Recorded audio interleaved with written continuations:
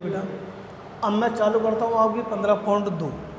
15.2 में आपके मुख्य रूप से 4 सवाल हैं। त्रिज्यखंड का क्षेत्रफल, दीर्घ त्रिज्यखंड का क्षेत्रफल, लघु वृत्तखंड का क्षेत्रफल और दीर्घ वृत्तखंड का क्षेत्रफल। तो मैं आपको एक ऐसा सवाल समझा रहा हूँ, मैं इसमें आपको सारी बातें आ जाएंगी। ठीक है, सारी बातें आ जाएंगी।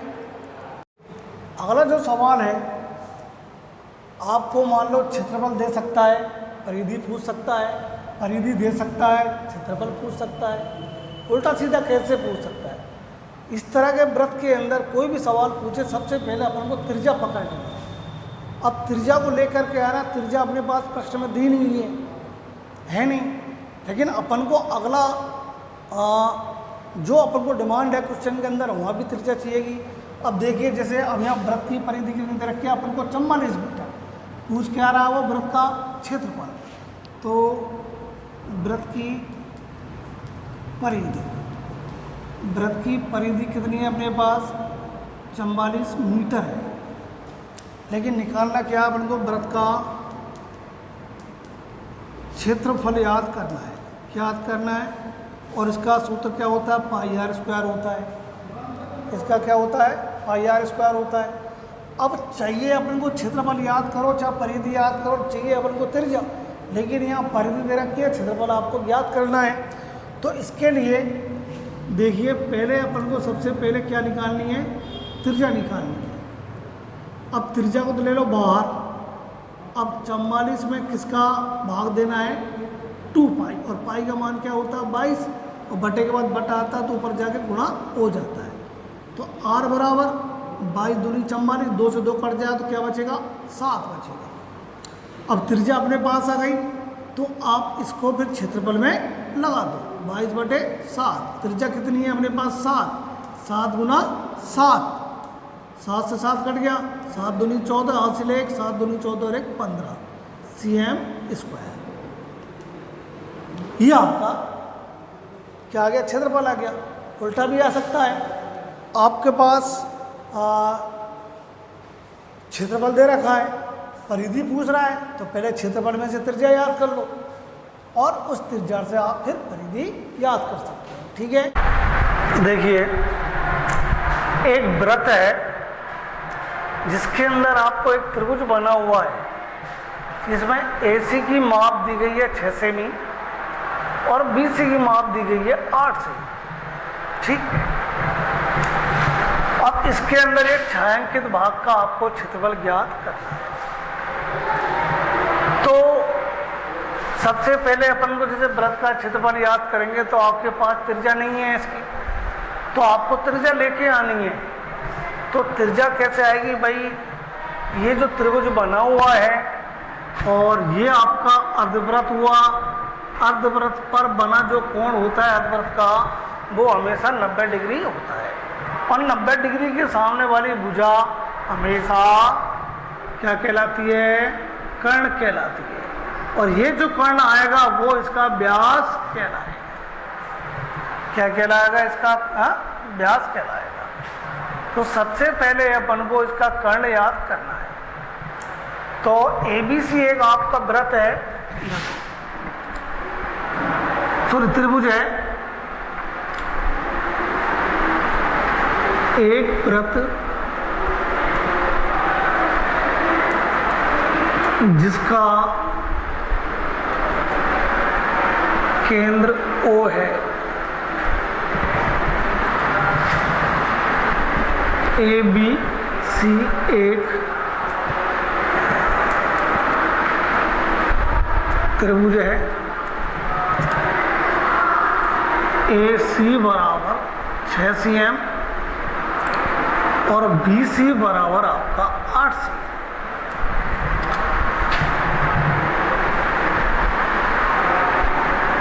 अर्धवृत्त पर बना और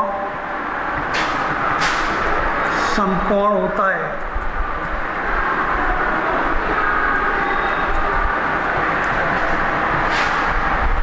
तो कोण C बराबर 90 डिग्री। तो कोण सी बराबर आपका 90 डिग्री है, 90 डिग्री के सामने वाली भुजा आपका कर्ण कहलाएगा। तो बोधायन प्रमेय से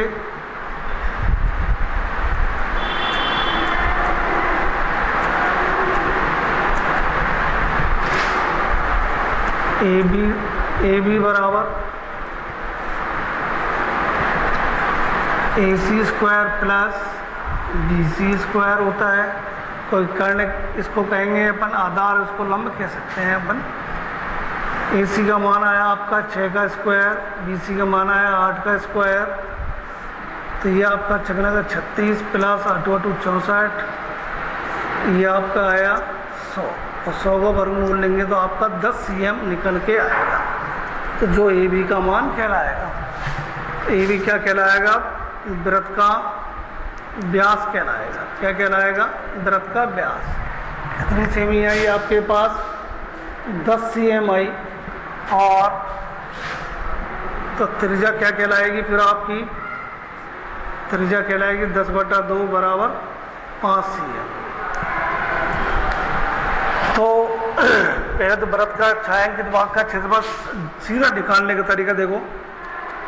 छायांकित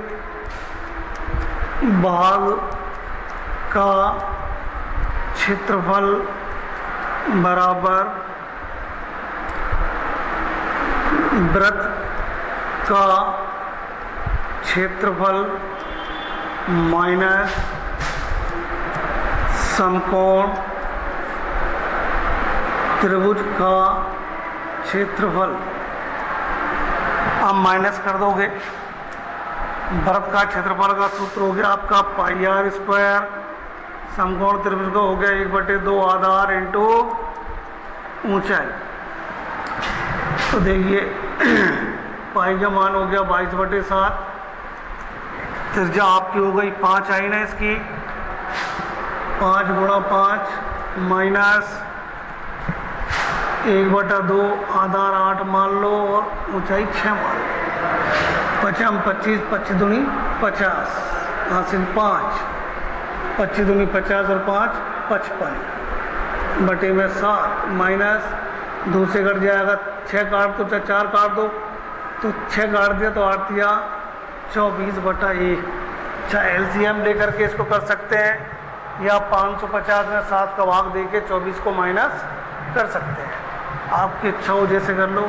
जैसे 550 में अपन 7 का भाग देते हैं, 7 पंजे 35, 7 6 42, 7 7 हो गया आपका 49। कितने बचे भाई आपके पास? 6 बचे, 7 8 56 आया।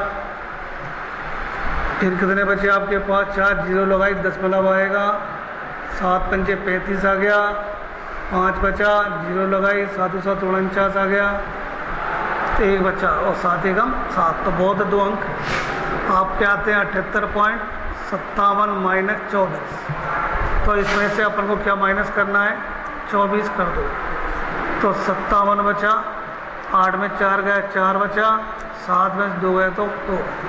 तो आपका जो आंसर आएगा वो आएगा 54.57 cm स्क्वायर।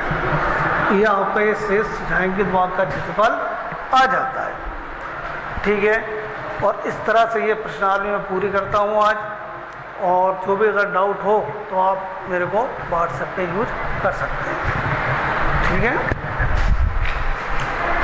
अपन जो 50.3 चल रही है उसका नेक्स्ट सवाल देखिए कि एक चतुर्थांश है, उस चतुर्थांश का जो त्रिज्या है वो है 24 ABMC। ये एक चतुर्थांश बना हुआ है।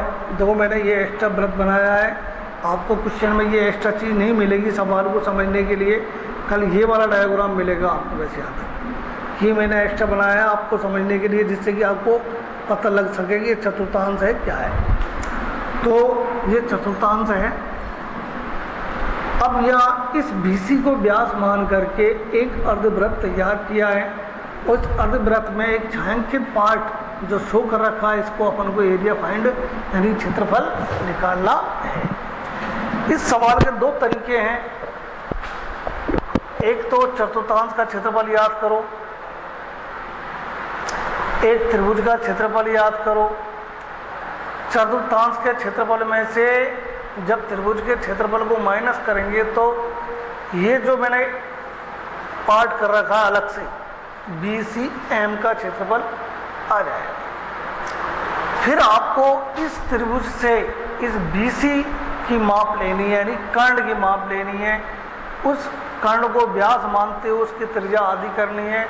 उस त्रिज्या से इस अर्धवृत्त का क्षेत्रफल याद करना है और उस अर्धवृत्त के क्षेत्रफल से ये जो अपन ने क्षेत्रफल निकाला था इसको माइनस करना है। एक बात, एक तो तरीका होता है ये। दूसरा तरीका क्या है, अपन को पता है कि वृत्त के अंदर जो चतुर्थांश होता है उसका जो कोण होता है वो 90 डिग्री का होता है। क्या होता है? 90 डिग्री का होता है।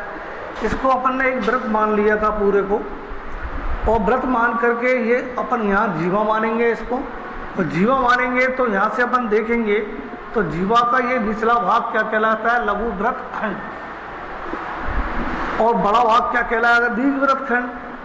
तो अपन इसको लघु वृत्त खंड के अनुसार याद कर सकते हैं और फिर इसका कर्ण निकाल करके इसको व्यास मानेंगे, व्यास की आदि करेंगे त्रिज्या, और त्रिज्या की आदि करने के बाद इसका अर्धवृत्त का क्षेत्रफल याद करेंगे। उस अर्धवृत्त के क्षेत्रफल में से ये जो चित्र दे रखा है यानी लघु वृत्त खंड के क्षेत्रफल को माइनस कर दो तो आपका छायांकित भाग का क्षेत्रफल याद हो जाए। तो आपके पास दो तरीके हैं, मैं आपको एक तरीका समझा रहा हूँ, दूसरा तरीका आप करना नहीं आए तो पूछ लेना। तो अपन चतुर्थांश वाले तरीके से इसको सॉल्व करते हैं। तो ABMC एक चतुर्थांश है। तो चतुर्थांश का क्षेत्रफल क्या होता है? वृत्त के क्षेत्रफल में 4 का भाग दे दो तो पाई r²/4। पाई का मान 22/7, त्रिज्या कितनी है आपकी? 14 है, और बटे 4, 7 दूनी 14 हुआ, 2 दूनी 4 हुआ, 2 से ये कटा 11। तो 14 गुणा 11 बचा अपने पास।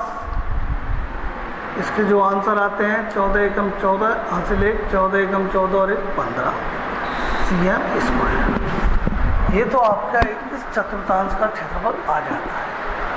अब अपन याद करेंगे समकोण त्रिभुज का क्षेत्रफल। तो ABC एक समकोण त्रिभुज है। तो समकोण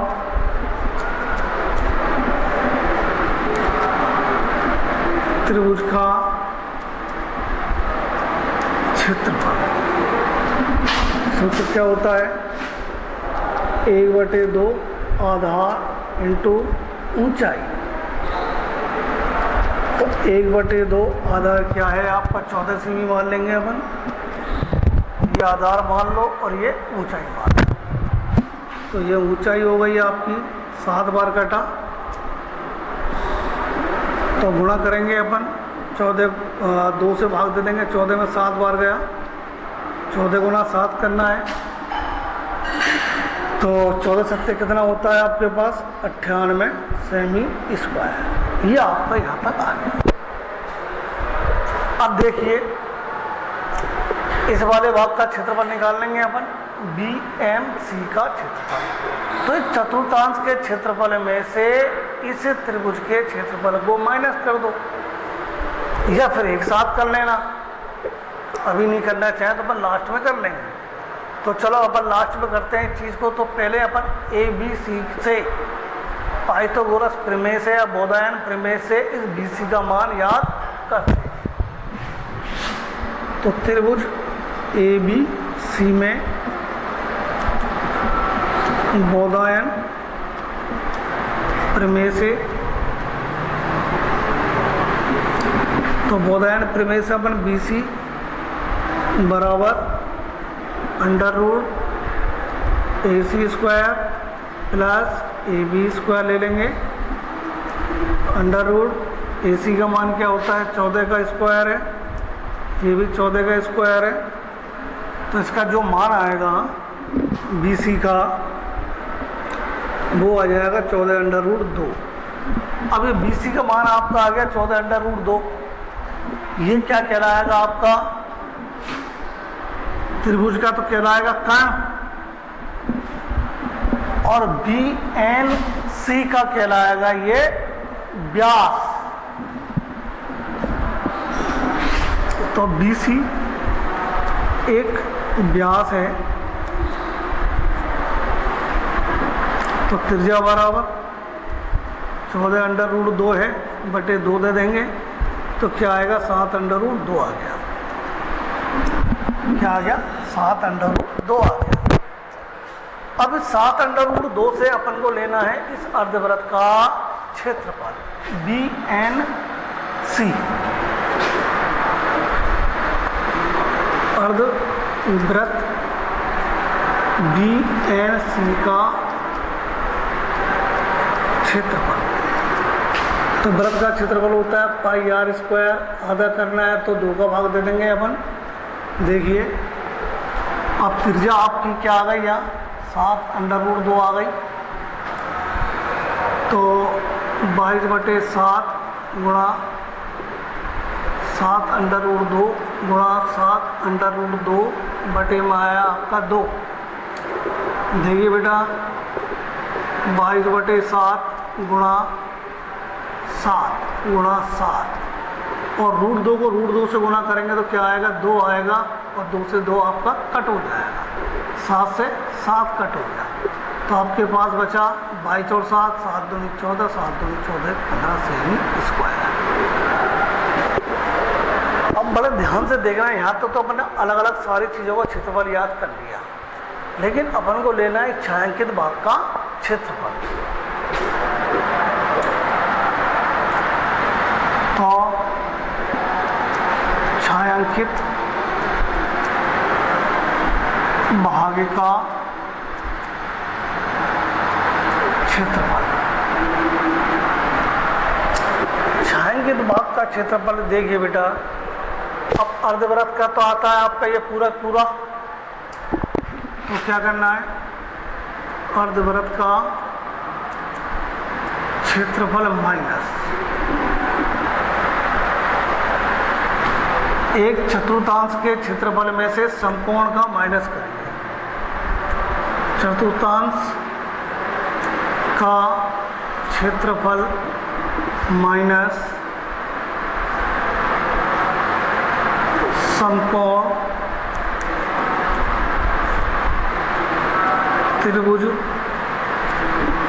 का क्षेत्रफल को अपन माइनस करेंगे। तो अर्धवृत्त का 154 आया, माइनस चतुर्थांश का भी 154 आया, माइनस समकोण का क्या आया आपका 98 आया। तो देखिए 154 तो पूरा है ये, जब कोष्ठक खोल लेते हैं तो माइनस 154, कोष्ठक के बाद माइनस होता है, माइनस माइनस प्लस हो गया 98, ये माइनस प्लस के कट गए, तो आपका 98 सेंटीमीटर स्क्वायर आपका इसका क्षेत्रफल आ जाएगा। ठीक है, इसका क्षेत्रफल आपका आ जाएगा। तो आपको ये सवाल इस प्रकार करना है, ज़्यादा कोई टफ नहीं है। दूसरा तरीका भी मैंने आपको बताया, दूसरा तरीका फिर एक बार आप समझ लो कि पहले आप लघु वृत्तखंड के द्वारा आप इसको निकाल सकते हैं इसका क्षेत्रफल, फिर इसका अर्धवृत्त में से इस लघु वृत्तखंड के क्षेत्रफल को माइनस कर सकते हैं। तो इसके लिए पहले आपको पाइथागोरस या बोधायन प्रमेय से इसका व्यास निकालना पड़ेगा, यानी इसके व्यास से आपको त्रिज्या निकालनी पड़ेगी, फिर लघु वृत्तखंड का क्षेत्रफल लगाना पड़ेगा, और इधर फिर और लघु वृत्तखंड के क्षेत्रफल में जो त्रिज्या काम आएगी वो ये आएगी 14 सेमी, और अर्धवृत्त का क्षेत्रफल निकालेंगे जब त्रिज्या आएगी 7 अंडर रूट 2 सेमी। तो अर्धवृत्त के क्षेत्रफल में से इसके क्षेत्रफल को आप माइनस कर सकते हैं। आप इस तरीके से भी इस सवाल को सॉल्व कर सकते हैं।